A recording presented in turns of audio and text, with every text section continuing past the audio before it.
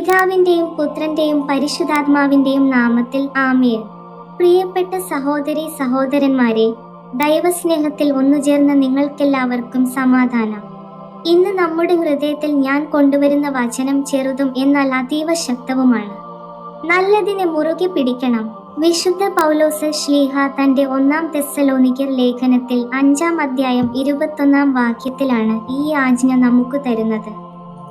അതിനു മുൻപ് അദ്ദേഹം സർവവും ശോധന ചെയ്ത് എന്നും പറയുന്നുണ്ട്. ഒന്നാമത് പരിശോധന, പിന്നീട് മുറുകെ പിടിക്ക്. ഇതാണ് ഒരു വിശ്വാസിയുടെ ജീവിത രീതി. നമ്മുടെ കർത്താവായ യേശുക്രിസ്തു തന്നെ മത്തായിയുടെ സുവിശേഷത്തിൽ 7 അധ്യായം 16 വാക്യത്തിൽ പറയുന്നു, അവരുടെ ഫലങ്ങളെ കൊണ്ട് നിങ്ങൾ അവരെ അറിയും. ഒരു മുള്ളുചെടിയിൽ നിന്ന് മുന്തിരിങ്ങ പറിക്കാനാവില്ലല്ലോ. അതുപോലെ നമുക്ക് മുന്നിൽ വരുന്ന ഓരോ ആശയത്തെയും പ്രവൃത്തിയെയും അതിന്റെ ഫലം നോക്കി വിലയിരുത്തണം. നന്മയുടെ ഫലം ജീവനും സമാധാനവും സ്വാതന്ത്ര്യവുമാണ്. തിന്മയുടെ ഫലമോ മരണവും ഭയവും അടിമതവും. വിശുദ്ധ യോഹന്നാൻ ശ്ലീഹ തന്റെ 1 ലേഖനത്തിൽ 4 അധ്യായം 1 വാക്യത്തിൽ നമുക്ക് മുന്നറിയിപ്പ് തരുന്നു, എല്ലാ ആത്മാവിനെയും വിശ്വസിക്കരുത്, എങ്കിൽ അവ ദൈവത്തിൽ നിന്നുള്ളതാണോ എന്ന് പരിശോധിപ്പിൻ. എത്ര വേദനിപ്പിക്കുന്ന സത്യമാണിത്. എല്ലാ പ്രചോദനവും ദൈവത്തിൽ നിന്നല്ല. പലപ്പോഴും നമ്മുടെ സ്വന്തം ആഗ്രഹങ്ങളും അഹങ്കാരവും വഞ്ചനയും ദൈവത്തിന്റെ ശബ്ദം പോലെ വേഷം കെട്ടി വരാറുണ്ട്. അതുകൊണ്ടാണ് നാം എപ്പോഴും ജാഗരൂകരായിരിക്കേണ്ടത്. വിശുദ്ധ പൗലോസ് ഗലാത്യർക്കു എഴുതിയ ലേഖനത്തിൽ 5 അധ്യായം 22 23 വാക്യങ്ങളിൽ വ്യക്തമാക്കുന്നു, ആത്മാവിന്റെ ഫലമോ സ്നേഹം, സന്തോഷം, സമാധാനം, ദീർഘശാന്തി, ദയ, നന്മ, വിശ്വസ്തത, സൗമ്യത, ഇന്ദ്രിയജയം എന്നിവയാകുന്നു. ഇവയാണ് യഥാർത്ഥ നന്മയുടെ മുഖമുദ്രകൾ.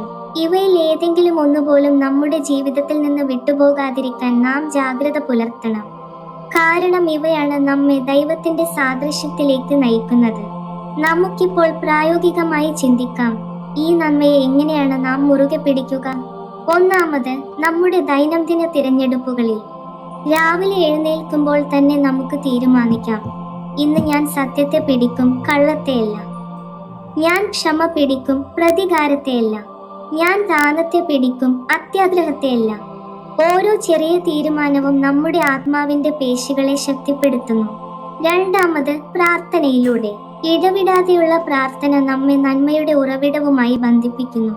മൂന്നാമത്, സഹവാസത്തിലൂടെ.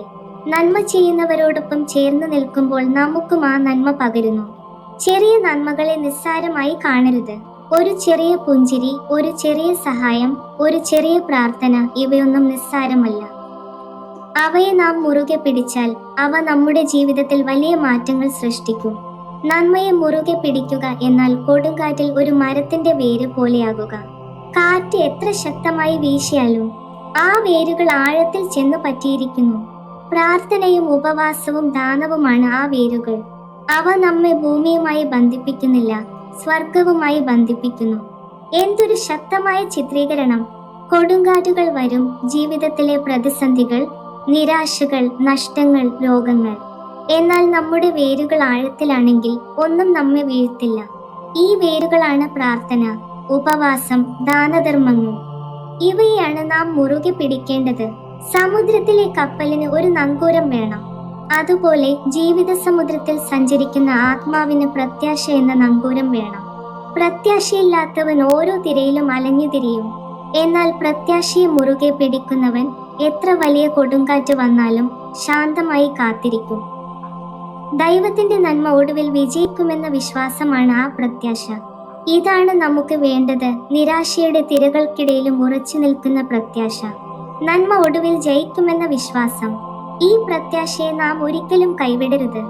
അവസാനമായി വിശുദ്ധ പൗലോസ് ഒരിക്കൽ കൂടി നമ്മെ ഓർമ്മിപ്പിക്കുന്നു. റോമാക്കാർക്കു എഴുതിയ ലേഖനത്തിൽ 12 അധ്യായം 9 വാക്യത്തിൽ, സ്നേഹം കപടമില്ലാത്തതായിരിക്കട്ടെ, തിന്മയെ വെറുത്ത് നന്മയോട് ചേർന്നിരിപ്പിൻ.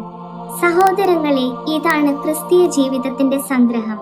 തിന്മയെ വെറുക്കുക എന്നാൽ തിന്മ ചെയ്യുന്നവരെ വെറുക്കുകയല്ല, മറിച്ച് പാപത്തിന്റെ വലിയ വിനാശകരമായ ശക്തിയെ തിരിച്ചറിയുകയാണ്.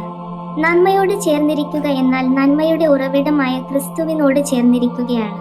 അതുകൊണ്ട് പ്രിയപ്പെട്ടവരെ, നമുക്ക് ഈ ആഴ്ചയിൽ ഒരു തീരുമാനമെടുക്കാം.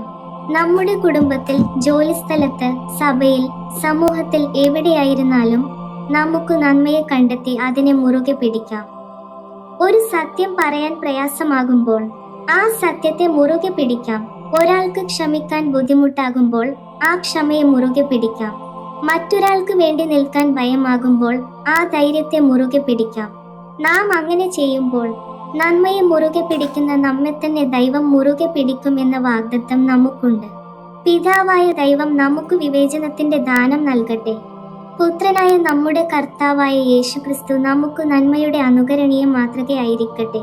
പരിശുദ്ധാത്മാവ് നമ്മുടെ ഹൃദയങ്ങളിൽ നന്മയുടെ വിത്തുകൾ പാകി അവയെ വളർത്തട്ടെ. സ്വർഗീയ പിതാവിന്റെ കരുണയും സ്നേഹവും നമ്മോട് കൂടെ ഉണ്ടായിരിക്കട്ടെ, ഇന്നു മുതൽ എന്നേക്കും. ദൈവത്തിരുനാമം വാഴ്ത്തപ്പെടുമാറാകട്ടെ.